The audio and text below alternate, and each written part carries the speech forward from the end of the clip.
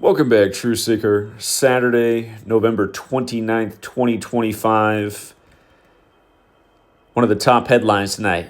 Trump says Venezuela's airspace should be considered closed. And this comes days after he authorized the CIA to begin operating within Venezuela's borders. Last time I checked, the CIA operated within a lot of people's borders without the consent of the president, especially in South America, where we've overthrown numerous governments, including likely Hugo Chavez, who was the president back when Maduro was the vice president. If you never heard what Hugo Chavez said, he said that he believed he was killed by a cancer weapon that came out of the United States. He said that when he was dying. But yeah, this comes on the back of the numerous stories of us attacking Venezuelan ships at sea because supposedly they have drugs on them. And again, this is the whole idea of due process, because how do we know that those boats really have drugs on them? How do we even know those boats are Venezuelan? How do we know anything? We're just supposed to believe what we're told from the authorities? Anyone doing that is surely wearing wool. But here, let's read a bit of this reporting here, see what they're saying, and then I'll show you why no doubt they've made this the top headline tonight on November 29th. The United States continued its pressure campaign against Venezuela on Saturday as President Donald Trump issued a broad directive on social media, warning airlines, pilots, and criminal networks to avoid Venezuelan airspace. Please consider the airspace above and surrounding Venezuela to be closed in its entirety, he wrote in a Truth Social post.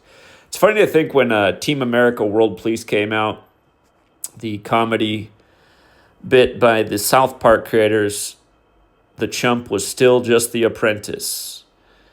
Anyway, the announcement marks the latest turn on the wheel as the Trump administration intensifies its efforts to force Venezuelan President Nicolas Maduro out of office. Officially, the Trump administration says it is working to cut down on illegal flows of migrants and drugs, but regime change is a possible side effect of those efforts. Venezuela's foreign minister denounced Trump's Saturday directive, calling it a colonialist threat that constitutes an extravagant, illegal, and unjustified aggression against the people of Venezuela. And I think even if you're a U.S. citizen, you'd have to agree that's true. Imagine some foreign leader said that the U.S. airspace is closed and we're going in to crack down on America because they're spreading drug culture across the world. Would they be wrong? The U.S. can't close another country's airspace. The Federal Aviation Administration last week warned major airlines of a potentially hazardous situation when flying over Venezuela and urged them to exercise caution. Directed flights by U.S. passenger or cargo carriers to Venezuela have been suspended since 2019, but some U.S. airlines fly over the country for South American flights. As Trump has sought to clamp down on illegal flows of migrants and drugs from the South American nation, in recent weeks the president acknowledged he had signed off on plans for the CIA to operate inside Venezuela. And Trump designated Maduro and his government allies as members of a foreign terrorist organization earlier this week, a move administration officials argue will give the U.S. expanded military options for striking inside Venezuela. On Thursday, Trump suggested land strikes inside the country could come imminently. So going from striking boats at sea to strikes likely from drones within the borders of the nation. Doesn't that sound like war?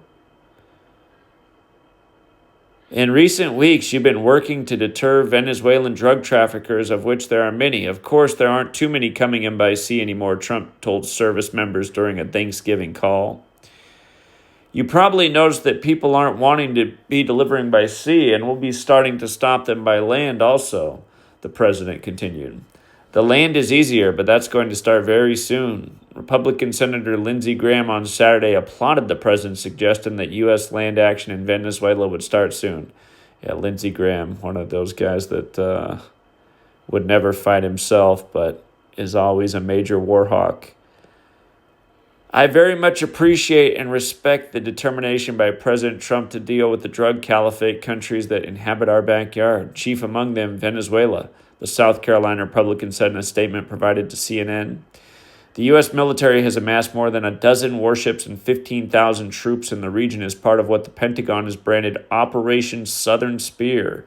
Dozens have been killed in boat strikes as part of the anti-drug trafficking campaign. For his part, Maduro has sought to project strength and control. I ask you to remain unshakable in your composure, ready and prepared to defend our right as a nation. We are a republic in arms, he said in a televised address to troops Thursday evening. Trump aides, led largely by Secretary of State Marco Rubio, have continued to discuss a slew of military options against Maduro. Trump cut off all diplomatic talk with Venezuela in October, but he seemed to soften last week when he told reporters that Maduro would like to talk and later suggested he would be open to speaking with the Venezuelan leader at a certain time. Maduro and his associates have reached out to the White House through a number of channels, and there are ongoing discussions about what communication between the two countries might look like, multiple administration officials said. Trump and Maduro spoke by phone last week, according to the New York Times and the Wall Street Journal. Earlier this week, Trump framed the change of heart as a matter of saving lives. If he's the leader, if we can save lives, if we can do things the easy way, that's fine. And if we have to do it the hard way, that's fine too, Trump told reporters when asked why he would engage directly with Maduro given the terrorist organization's designation. During earlier informal talks between the U.S. and Venezuela, Maduro signaled an openness to eventually stepping down, though it would not be for at least 18 months, a source familiar with the discussion told CNN. While some U.S. officials thought this might be a solution, the White House eventually concluded it would only support a plan that saw Maduro's immediate departure. Meanwhile, Venezuelans are reacting to the growing isolation with a mix of resignation and apprehension. For Venezuela, the recent geopolitical instability is not without precedent. Over the last 10 years, the nation has seen economic collapse, mass street protests, failed coup, and countless conspiracies. Will they bomb? Will they not bomb? Who knows? I don't really follow the news, but to be honest, nobody knows nothing, said Marilyn, a waitress at a cafe in Caracas, who asked to use only her first name for fear of retaliation from government officials. Trump's threats of potentially military action are yet to trigger a tangible impact in the lives of millions of Venezuelans like Marilyn, but the government repression remains palpable.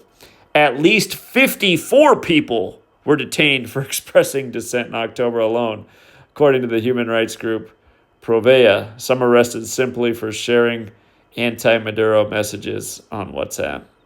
The possibility of U.S. strikes is on everyone's mind, but any mention of it is confined to the private sphere.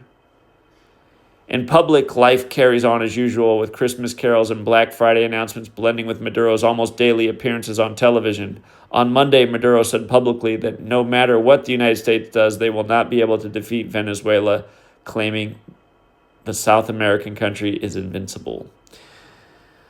You got to love that at least 54 people mentioned, right? Cable 54, no doubt reporting, Jesuit signatures. And speaking of the Jesuits, take a look at this.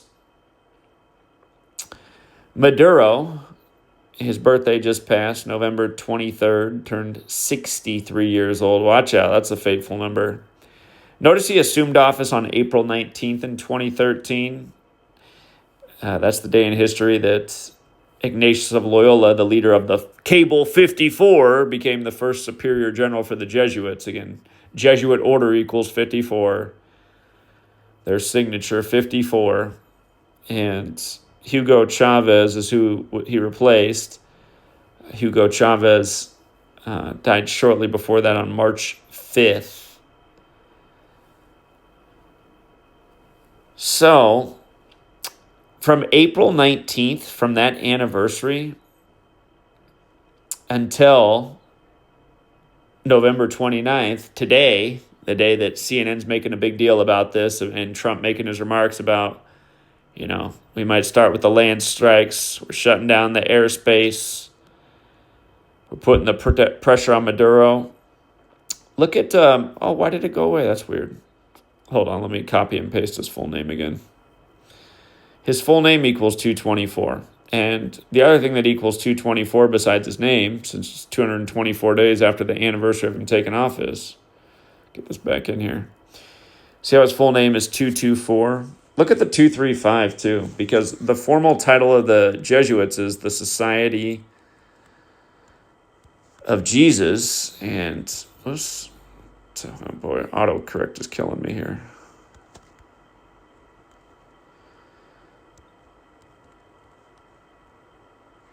But you see, the Society of Jesus, 224 and 235, just like his name. Again, Trump's Jesuit educated. I need to look actually into Maduro's education. Wouldn't be surprised if he was as well. Remember, the Superior General is from this same land, Arturo Sosa. For a while, we had the first Jesuit Pope, and who was also from South America, and the first Jesuit, or the first Superior General also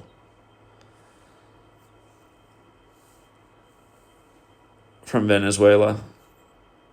So yeah, this very Jesuit ritual goes with the leader of the Jesuits being from Venezuela. And remember, he turned 77 the day the government reopened on the 77th meridian. United States equals 77. The United States seemingly going to war and committing acts of war against Venezuela at the time that he just happens to be this age. So, and just that mention of 54. All right, Truth Seeker, we'll leave it there for now.